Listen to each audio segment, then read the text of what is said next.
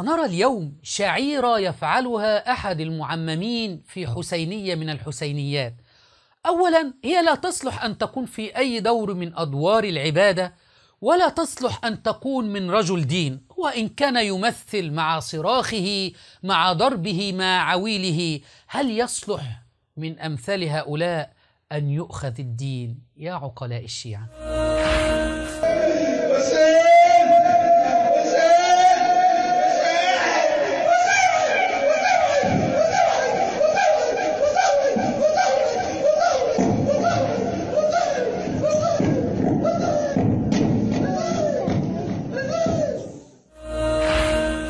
ما رأينا قسا من القساوسة يفعل مثل هذه الأفعال في كنائسهم، أو حاخاما من حاخامات اليهود يفعل مثل هذه الأفعال في معابدهم.